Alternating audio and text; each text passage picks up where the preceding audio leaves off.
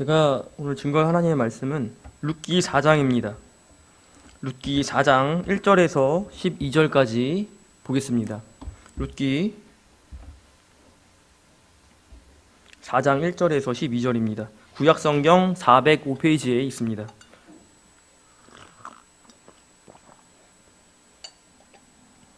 구약성경 405페이지 룻기 4장 1절에서 12절까지 다 찾으신 줄 알고 제가 봉독하도록 하겠습니다. 1절입니다. 보아스가 성문으로 올라가서 거기 앉아 있더니 마침 보아스가 말하던 기업 물을 자가 지나가는지라. 보아스가 그에게 이르되 아무개여 이리로 와서 앉으라 하니 그가 와서 앉음에 보아스가 그 성읍 장로 10명을 청하여 이르되 당신들은 여기 앉으라 하니 그들이 앉음에 보아스가 그 기업 물을 자에게 이르되 모압 지방에서 돌아온 나오미가 우리 형제 엘리멜렉의 소유지를 팔려 함으로 내가 여기 앉은 이들과 내 백성의 장로들 앞에서 그것을 사라고 내게 말하여 알게 하려 하였노라. 만일 내가 물으려면 물으려니와 만일 내가 물으지 아니하려거든 내게 고하여 알게 하라. 내 다음은 나요 그 외에는 물을 자가 없느니라 하니 그가 이르되 내가 물으리라 하는지라. 보아스가 이르되 내가 나오미의 손에서 그 밭을 사는 날에 곧 죽은 자의 아내 모압 여인 룻에게서 사서 그 죽은 자의 기업을 그의 이름으로 세워야 할지니라 하니 그 기업 물을 자가 이르되 나는 내 기업에 손해가 있을까 하여 나를 위하여 물으지 못하노니 내가 물을 것을 내가 물으라. 나는 물으지 못하겠노라 하는지라. 옛적 이스라엘 중에는 모든 것을 물으거나 교환하는 일을 확정하기 위하여 사람이 그의 신을 벗어 그의 이웃에게 주더니 이것이 이스라엘 중에 증명하는 전례가 된지라. 이에 그 기업 물을 자가 보아스에게 이르되 내가 너를 위하여 사라 하고 그의 신을 벗는지라. 보아스가 장로들과 모든 백성에게 이르되 내가 엘리멜렉과 기련과 말론에게 있던 모든 것을 나오미의 손에서 산 일에 너희가 오늘 증인이 되었고 또 말론의 아내 모압 여인 룻을 사서 나의 아내로 맞이하고 그 죽은 자의 기업을 그의 이름으로 세워 그의 이름이 그의 형제 중과 그곳 성문에서 끊어지지 아니하게 하매 너희가 오늘 증인이 되었느니라 하니 성문에 있는 모든 백성과 장로들이 이르되 우리가 증인이 되나니 여호와께서 내 집에 들어가는 여인으로 이스라엘의 집을 세운 라헬과 레아 두 사람과 같게 하시고 내가 에브랏에서 유력하고 베들레헴에서 유명하게 하시기를 원하며 여호와께서 이 젊은 여자로 말미암아 내게 상속자를 주사 내 집이 다말이 유다에게 낳아준 베레스의 집과 같게 하시기를 원하노라 하니라. 아멘. 오늘 사랑과 헌신을 준비하라 라는 제목으로 하나님의 말씀을 증거하고자 합니다. 사랑과 헌신을 준비하라입니다. 결혼에 대한 2021년 통계청 자료에 의하면 작년 2021년 이 혼인 건수가 최저치를 기록했다는 발표가 있었습니다. 이는 그 통계청이 결혼에 대한 혼인 건수에 대한 통계 작성을 시작한 1970년 이래로 수치가 가장 낮은 수치입니다. 통계청이 혼인 건수를 통계를 냈는데 그게 1970년대부터 시작을 했습니다. 그런데 그 혼인 통계를 냈는데 그 가운데서 가장 낮은 수치를 기록했던 때가 언제냐면 바로 작년입니다. 1996년도까지만 해도 이 혼인 건수는 43만 건에 달았습니다. 그랬던 혼인 건수가 1997년에 외환 위기 IMF를 맞이하면서 30만 건대로 추락을 하게 됩니다. 그리고 점점 계속적으로 이 혼인율이 차차 감소하면서 2016년에는 20만 건대로 이제 급감을 했습니다. 그리고 지금은 10만 건대 진입을 코앞에 두고 있습니다. 반면에 이혼율은 계속적으로 증가 추세를 보인다고 통계청 자료에 의하면 그렇게 말하고 있습니다. 이러한 정황은 결혼하지 않은 미혼자들과 또 이혼한 자들이 증가하는 반면에 기혼자들이 줄어들고 있다는 사실을 우리가 보게 됩니다. 좀 더 깊게 우리가 접근해 보면 결혼에 대해 부정적으로 생각하는 사람이 증가하고 있다는 것이고, 또 이혼을 아주 쉽게 결정하는 사람들이 늘어나고 있다는 것입니다. 이러한 추세는요, 도덕적으로, 사회적으로도 굉장히 큰 문제가 되지만 하나님을 우리 믿는 이 성도들, 기독교에서도 아주 심각한 문제로 대두되고 있습니다. 왜냐하면 결혼에 대한 이런 부정적인 추세가 결코 신앙적이지 않기 때문입니다.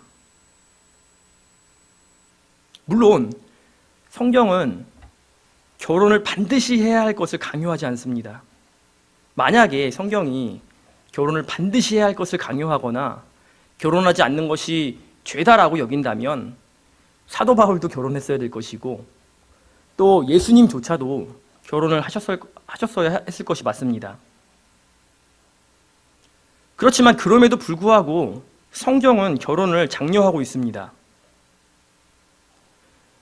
성경은 결혼을 통해서 하나님을 배우기를 원하고, 또 결혼을 통해서 신앙의 계대를 이어갈 것을 권고하고 있습니다.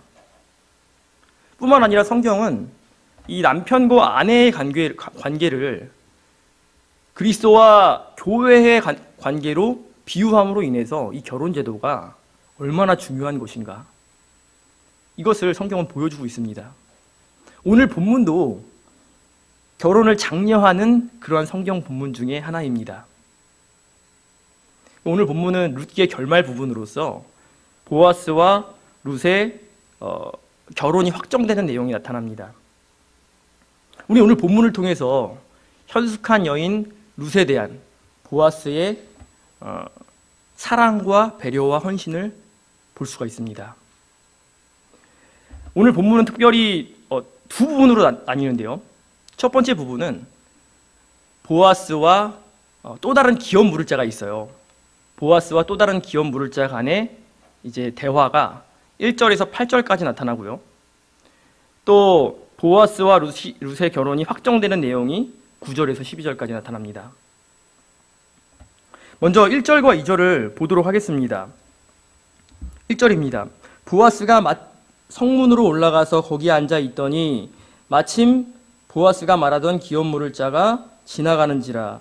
보아스가 그에게 이르되 아무개여 이리로 와서 앉으라 하니 그가 와서 앉음에 보아스가 그 성읍 장로 10명을 청하여 이르되 당신들은 여기 앉으라 하니 그들이 앉음에. 이렇게 나와 있습니다. 보아스가 성문에 올라가서 앉았어요. 그 이유는 3장에 아주 잘 나타나 있습니다. 3장에 보면 룻이 보아스에게 적극적으로 청혼하는 내용이 나타나요. 보아스가 룻에게 청혼하는 것이 아니고 룻이 보아스에게 청혼하는 내용이 3장에 보면 나타납니다. 이 보아스는 이 룻의 요청에 신속히 대응하기 위해서 성문으로 올라가 앉습니다. 당시 성문은 매매와 집회의 장소일 뿐만 아니고 또 어떤 법적인 일이나 공적인 일을 확증하는 그러한 장소이기도 했습니다. 그런데 그 보아스가 성문에 앉았을 때 마침 보아스가 말하던 기업 물을 자가 지나가고 있었다. 이렇게 지금 룻기의 기자가 말하고 있습니다. 룻기의 기자는요, 마침 혹은 우연이라는 표현을 사용해서 하나님의 섭리하심을 나타낼 때가 종종 있습니다. 룻기 2장 3절과 4절에도 보면 룻이 우연히 보아스의 밭에 들어갔다라는 표현이 나타납니다. 또 그때 때마침 보아스가 자신의 밭으로 왔다고 이야기하고 있어요. 그러니까 룻기의 기자는 이 마침과 우연이라는 표현을 통해서 하나님께서 보아스와 룻의 일에 관여하고 계신다라는 것을 우리에게 보여주고 있습니다. 오늘 본문도 똑같습니다. 보아스가 이 룻의 요청에 응하고 또 그 문제를 신속히 해결하기 위해서 성문에 앉았을 때 마침 또 다른 기업 물을 자가 지나가고 있었다 그랬어요. 그러니까 지금 보아스의 일에, 보아스가 하는 일에 지금 하나님께서 개입하셔서 간섭하시고 있다라는 사실을 우리가 볼 수가 있는 겁니다. 그러면 여기서 우리가 한 가지 알고 넘어가야 될 것이 무엇인가? 기업을 물은다는 것이 그럼 무엇인가? 기업을 물은다는 것이, 이 기업을 물은다는 것은요, 레위기 25장 24절에서 25절에 잘 나타나 있습니다. 레위기 25장 24절부터 25절에 보면 이렇게 이야기해요. 너희 기업에 온 땅에서 그 토지 무르기를 허락할지니 만일 내 형제가 가난하여 그의 기업 중에서 얼마를 팔았으면 그에게 가까운 기업 물을 자가 와서 그의 형제가 판 것을 물을 것이요. 이렇게 레위기 25장 24절 25절은 이렇게 이야기하고 있습니다. 그러니까 무슨 얘기냐면 이스라엘 백성 중에서 가난한 사람이 있어요. 너무나 가난하니까 자신의 소유인 땅을 팔 수밖에 없는 겁니다. 그러면 그 판 땅을 어떻게 되냐면 그 형제나 친족이죠. 형제나 근족, 친척이, 가까운 친척이 그 땅을 다시 사서 되돌려 줘야 되는 제도가 있습니다. 반드시 그것을 이행해야 돼요. 이러한 제도를 기업 무르는 제도 혹은 고엘 제도라고 말합니다. 그러니까 가난한 사람이 땅을 팔았어요. 근데 가까운 친척 중에서 한 명이 그 땅을 사서 되돌려 줍니다. 그러면 그 사람을 우리는 기업 물을 자 혹은 고엘이라고 부른다는 거예요.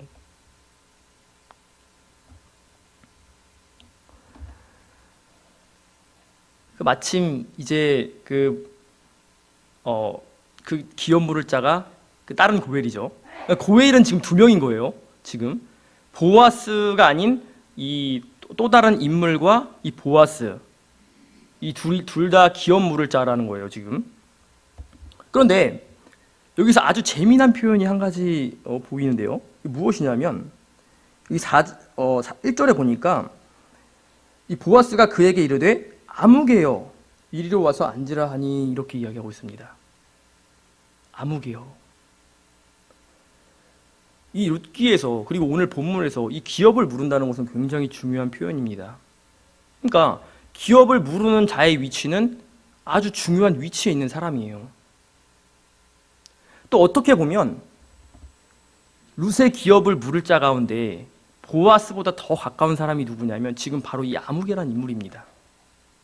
그런데 그럼에도 불구하고 이름이 거론되지 않고 아무개라는 이름이 없는 표현을 썼다는 것은 확실히 이 아무개라는 인물이 오늘 본문과는 맞지 않는, 관련이 없는 인물임을 우리가 알 수가 있는 겁니다.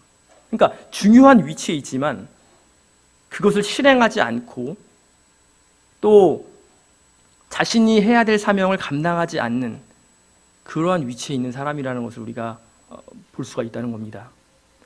그에 대한 증거가 이제 6절에 가면 나타나요. 6절에 가서 다시 설명을 하도록 하겠습니다.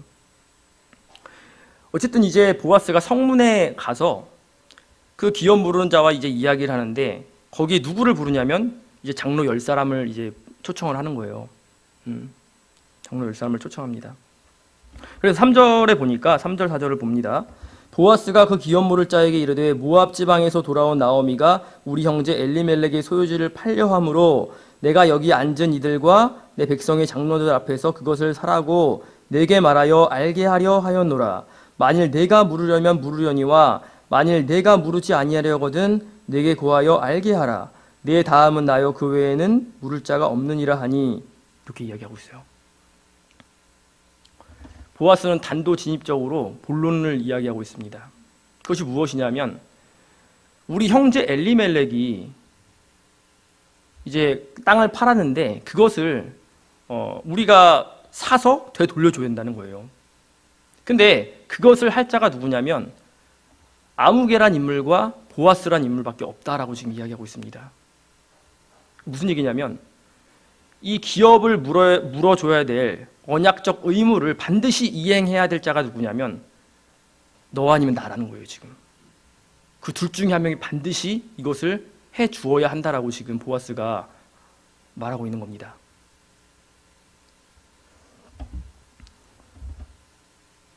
그러니까 이 아무개가 흔쾌히 받아들여요.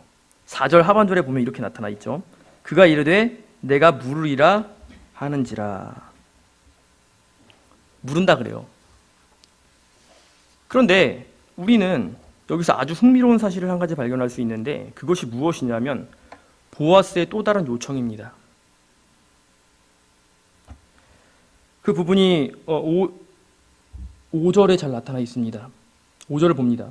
보아스가 이르되 내가 나오미의 손에서 그 밭을 사는 날에 곧 죽은 자의 아내 모압 여인 룻에게서 사서 그 죽은 자의 기업을 그의 이름으로 세워야 할지니라 하니 이렇게 표현하고 있습니다. 지금 보아스는요 이 아무개란 인물에게 무엇이라고 이야기하고 있냐면 이 땅을 사서 그 사람에게 돌려줄 뿐만 아니고 또 한 가지 일을 해야 되는데 그것이 무엇이냐면 죽은 자의 아내 모압 여인 룻과 결혼을 해서 그 죽은 자의 기업을 계속적으로 이어주어야 한다는 거예요. 지금 이 5절의 이 그 보아스의 요청은요 유대 전문 용어로 하면 유대 수혼법이라고 합니다. 유대 수혼법. 이 유대 수혼법은 신명기 25장 5절에서 10절에 잘 나타나 있어요. 그러니까 쉽게 이야기하면 뭐냐면 형제가 함께 동거하고 있습니다. 형제가 같이 살고 있는데 첫째 형이 아내를 얻었어요. 근데 형이 만약에 어떤 일 때문에 죽었습니다. 그러면 이 둘째가 그 형수님과 결혼을 해서 첫째 형의 이 대를 이어줘야 돼요. 만약에 둘째 형도 죽었다. 그러면 셋째가 그 형수님과 결혼해서 첫째 형과 둘째 형의 계대를 계속적으로 이어줘야 됩니다. 그것이 바로 유대 수혼법이라는 거예요. 그런데 잘 들으셔야 합니다. 이 기업 물으는 이 고엘 제도랑 이 유대 수혼법의 제도는요 사실은 별개의 제도입니다. 그러니까 기업 물으는 이 제도 안에 유대 수혼법의 제도를 포함시키지 않습니다. 그러니까 지금 이 아무개란 인물이 룻의 기업을 물어줘야 될 그러한 의무는 반드시 있지만 그럼에도 불구하고 이 유대 수혼법의 제도까지 같이 이행을 해줘야 될 의무는 없는 거예요. 어떻게 할 수 있냐면 이 신명기 25장 5절에 보면 규정이 있는데 이 유대 수혼법이 어떠한 규정에서 실행되어야 되냐면 함께 사는 형제를 이야기하고 있습니다. 그러니까 친형제끼리는 이 유대 수혼법의 제도를 반드시 행해야 할 의무가 있지만 친척은 그것을 반드시 행할 의무가 없다는 거예요, 지금. 그러니까 이 기업 물으는 제도에 있어서는 형제나 가까운 친척이 반드시 물어줘야 되는 것이지만 이 5절에 나타난 이 유대 수혼법의 제도에 대해서는 친형제가 아닌 경우에 아무리 가까운 근족이어도 그것을 해줄 필요가 없는 겁니다, 사실은. 그런데 그럼에도 불구하고 보아스는 이 아무개란 인물에게 이 기업을 물은 고엘 제도뿐만 아니고 이 유대 수혼법의 제도까지도 이행해 주어야 될 것을 요청하고 있습니다. 왜 그럴까? 왜 보아스는 이 두 가지를 요청을 하고 있을까? 이것은 지금 보아스가 율법을 이야기하고 있는 것이 아니고 율법의 정신을 이야기하고 있는 겁니다. 율법의 목적은요, 심판이 아니고 사랑입니다. 하나님께서 우리에게 율법을 주신 목적은 누군가를 심판하고 정죄하고 잡아 죽이고 그것이 목적이 아니고 율법을 통해서 서로를 보호하고 가난한 사람들을 돌보고 불쌍한 사람들을 위로하고 그러한 목적으로 주셨다는 겁니다. 지금 보아스는 이것을 이야기하고 있는 거예요. 율법의 절차를 시행할 때 거기에 필요한 것이 무엇이냐면 사랑하는 마음이라는 겁니다. 하나님의 법을 지킬 때 필요한 것이 무엇이냐면 그것이 사랑과 헌신이라는 거예요. 지금 나중에 보십시오. 이스라엘 백성들이 하나님께 제사를 드려요. 똑같은 방법으로 제사를 드립니다. 하나님이 원하시는 방법으로 하나도 빠짐없이 소와 예물을 드립니다. 그런데 하나님은 그것을 기뻐받지 않습니다. 왜 그렇죠? 형식적인 제사, 마음을 들이지 않는 제사, 하나님을 간절히 찾지 않고 그냥 형식적으로 매일 드려져야 되는 거니까 드려지는 제사, 하나님은 그러한 제사를 받지 않으신다고 말하고 있습니다. 오히려 그러한 제사를 가증한 것으로 여긴다고 말씀하고 있습니다. 보아스는 이걸 이야기하고 있는 겁니다. 하나님의 법을 시행하는 과정에 있어서 이 과정 가운데는 무엇이 필요하냐면 남을 배려하고 돌보고 사랑하는 그러한 마음이 있어야 된다는 것을 이야기하고 있는 겁니다. 보아스가 이러한 요구를 할 수 있다는 것은 보아스는 준비가 되어 있는 거예요. 지금 자신은 사랑을 할 준비가 되어 있고 하나님을 통해서 자신이 희생할 준비가 지금 되어 있기 때문에 지금 이 아무개란 인물에게 단지 이 땅에 대한 권리만, 그 제도만 이행하라는 것이 아니고 이 유대 수원법의 제도까지도 요청을 할 수가 있는 겁니다. 자기는 못하면서 남을 시켜요. 그러면 우리가 어떻게 생각해요? 뒤에 가서 자기도 못하면서 이렇게 이야기할 거 아닙니까? 근데 보아스는 그렇지 않은 거예요. 지금 보아스는 자신이 충분히 감당할 수 있기 때문에 이것을 요구할 수가 있는 겁니다. 지금 그러니까 지금 보아스는 결혼이라는 것이 무엇이냐면, 결혼이란 제도라는 것이 무엇이냐면 단지 형식적인 절차가 아니고 이것은 사랑과 헌신과 희생이다라고 지금 말하고 있는 겁니다. 지금 그럴 때에 이 아무개란 인물이 어떻게 반응하는가? 6절에 보면 이렇게 나와 있습니다. 그 기업 물을 자가 이르되 나는 내 기업에 손해가 있을까 하여 나를 위하여 물으지 못하겠노니 내가 물을 것을 내가 물으라 나는 물으지 못하겠노라 하는지라 이렇게 이야기하고 있습니다. 처음에는 이제 흔쾌히 이제 승낙을 하죠. 그런데 보아스가 유대 수원법이라는 다른 제도를 요구하니까 가만히 생각해 보니까 자신에게 손해가 날 수가 있는 겁니다. 머릿속으로 계산을 해보니까 피해를 볼 수가 있다는 거예요. 그러니까 이야기하잖아요. 나에게 손해가 있을까 해서 내가 기업을 물지 않겠다. 포기하겠다. 어떤 손해가 있냐면요. 지금 보세요.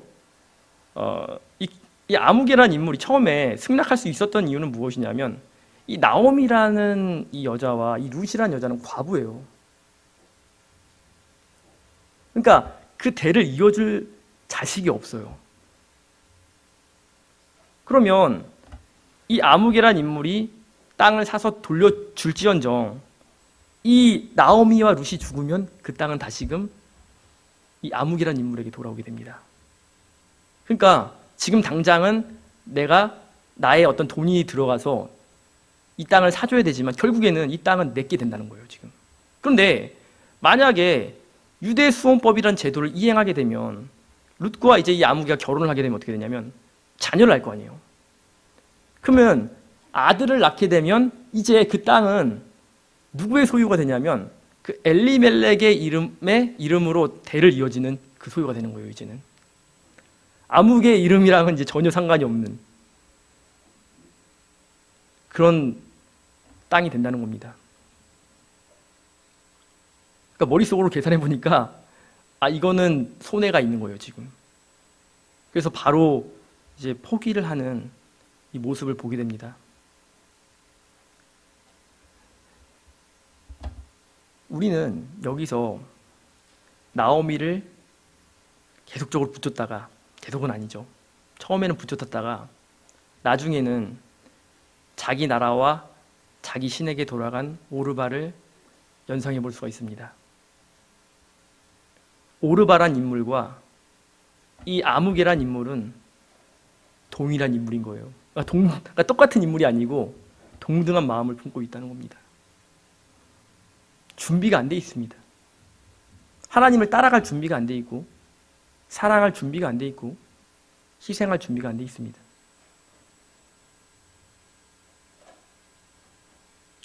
준비가 돼 있으면 어떻습니까? 지금 당장은 알 수 없지만 그리스도께 참여할 수 있는 귀하고 아주 복된 기회가 주어지는 것인데, 지금 당장 나에게 오는 이 조그만 손해, 지금 당장 나에게 보여지지 않는 이 앞에 있는 미래, 지금 당장 내가 너무 이제 두렵고 마음이 힘들고 이런 것들이 보이다 보니까 믿음으로 나아가지 못하는 겁니다. 믿음을 쓰기보다는 머리를 쓰는 거예요. 인간적인 지식을 쓰는 겁니다. 결국 인간적인 지식이 어떻게 돼요? 그리스도께 참여하는 길을 막아버리죠. 이제 기회는 보아스에게 넘어가게 됩니다. 여기 7절, 8절을 보도록 하겠습니다. 7절에 보면 옛적 이스라엘 중에는 모든 것을 무르거나 교환하는 일을 확정하기 위하여 사람이 그의 신을 벗어 그의 이웃에게 주더니 이것이 이스라엘 중에 증명하는 전례가 된지라.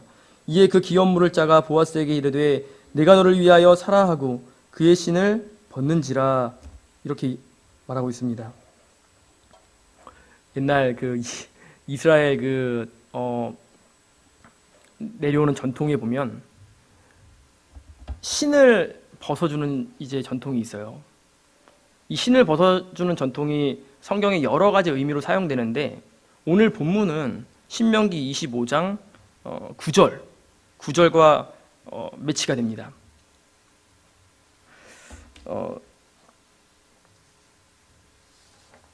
제가 한번 읽어보도록 하겠습니다. 신명기 25장 9절에 보면 그의 형제의 아내가 장로들 앞에서 그에게 나아가서 그의 발에서 신을 벗기고 그의 얼굴에 침을 뱉으며 이르기를 그의 형제의 집을 세우기를 즐겨 아니하는 자에게는 이같이 할 것이라 하고 이렇게 표현하고 있습니다.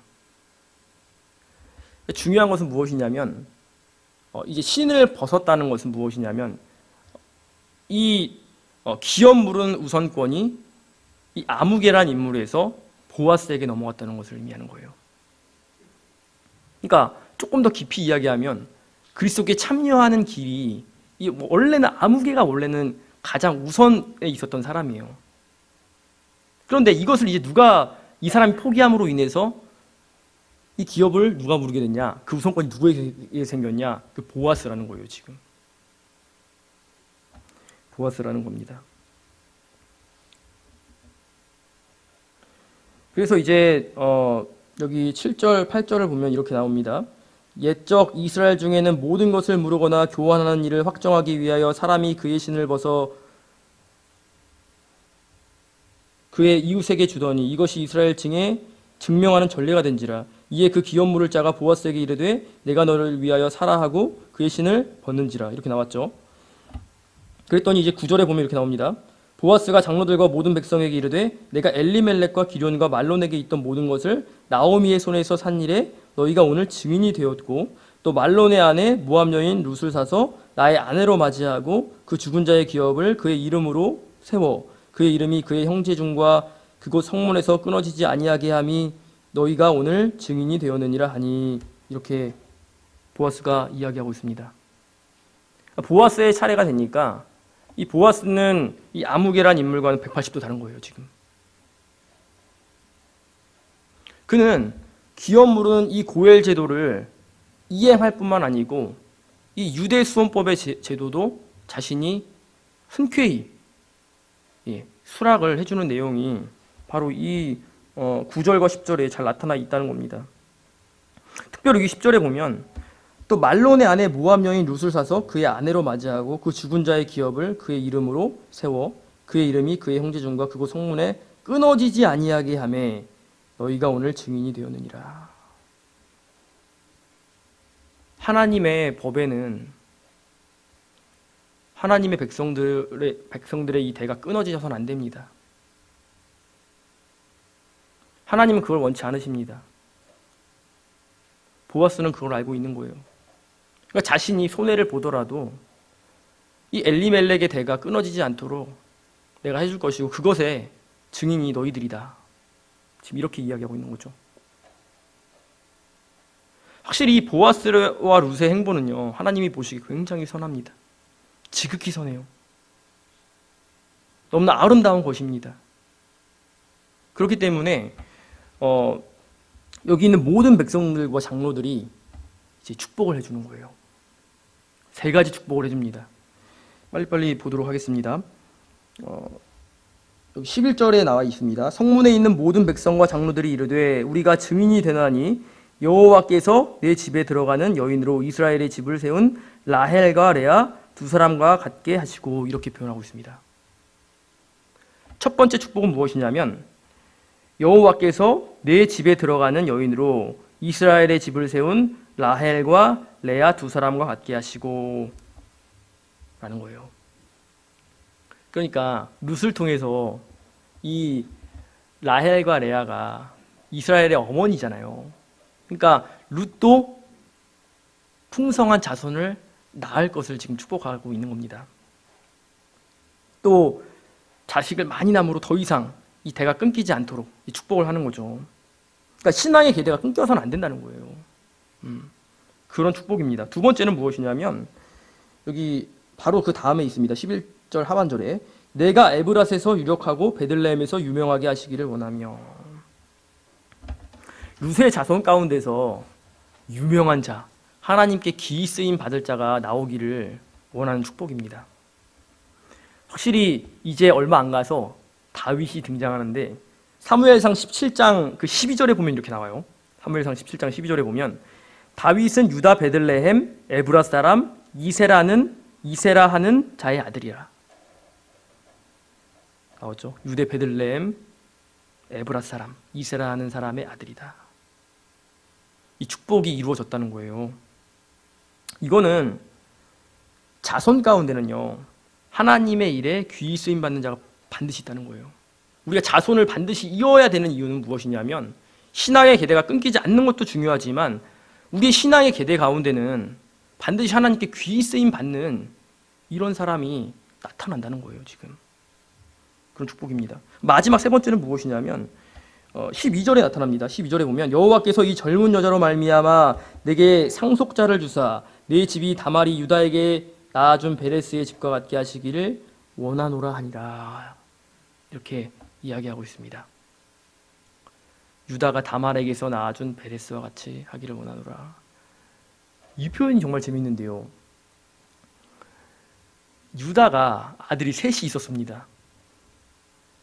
첫째 아들이 다말이라는 여자랑 결혼하는데 이 첫째 아들이 하나님 보시기에 악을 저질러요. 하나님이 치셔서 죽었습니다. 둘째 아들이 이제 다말이랑 결혼했는데 첫째 형수님과 결혼했는데 형의 대를 이어주기 싫은 거예요. 하나님 보시기에 안 좋아서 하나님께서 둘째 아들도 이제 치셨습니다. 유다가 가만히 생각해 보니까 이러다가 이거 이 다말이란 이 여자 때문에 아들들이 다 죽을 것 같은 거예요.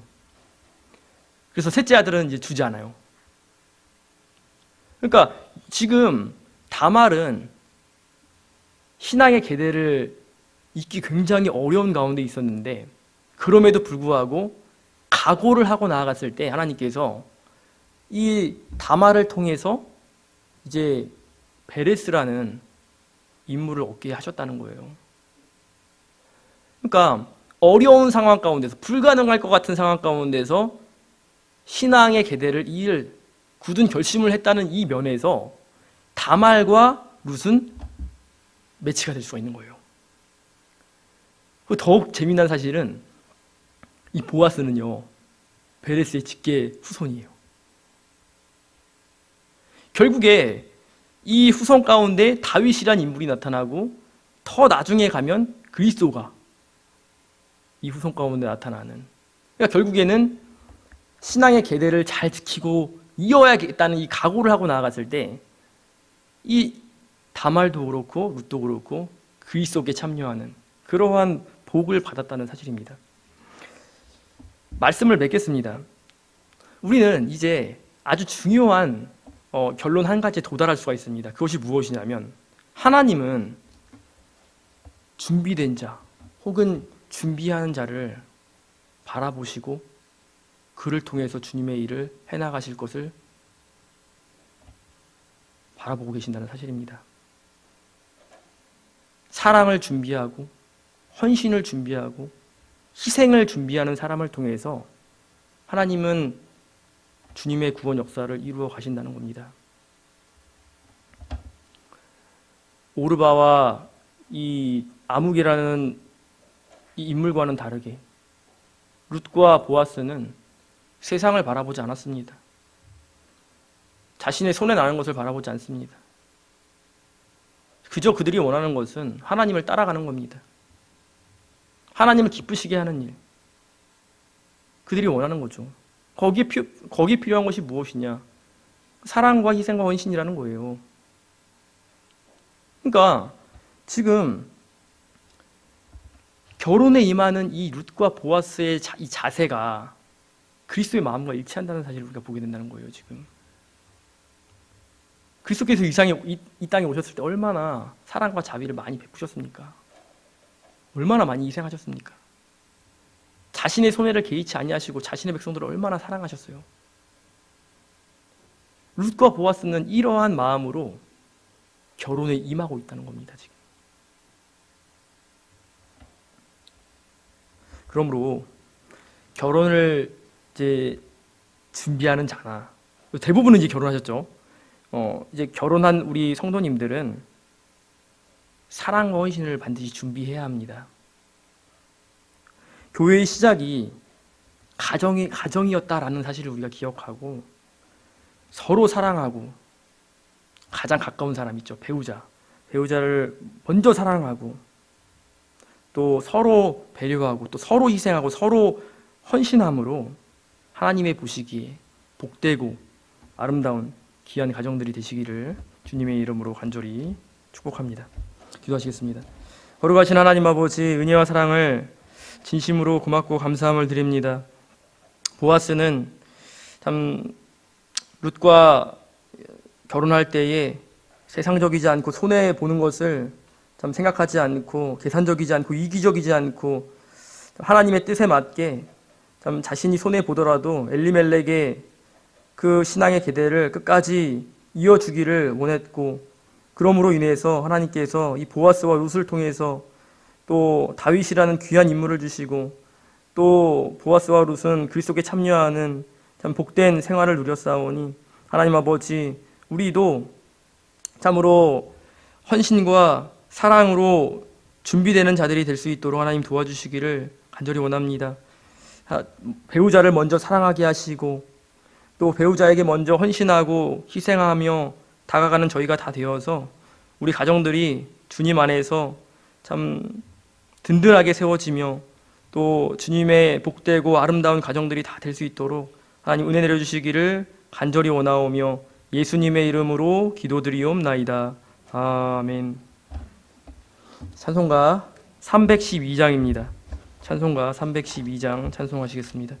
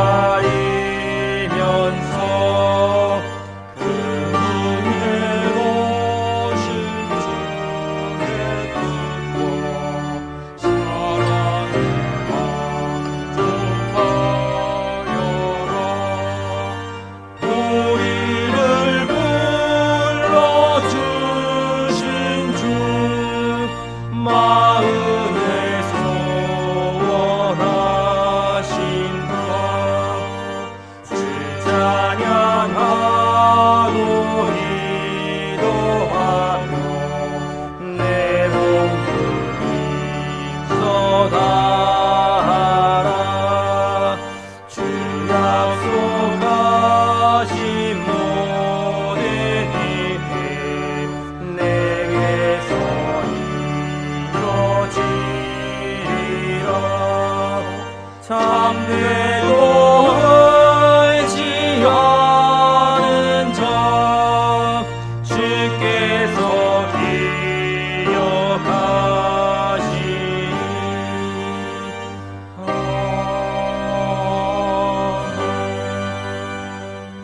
기도하시겠습니다. 하나님 감사합니다.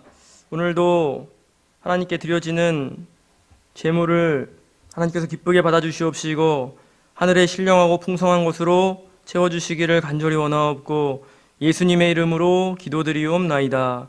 아멘.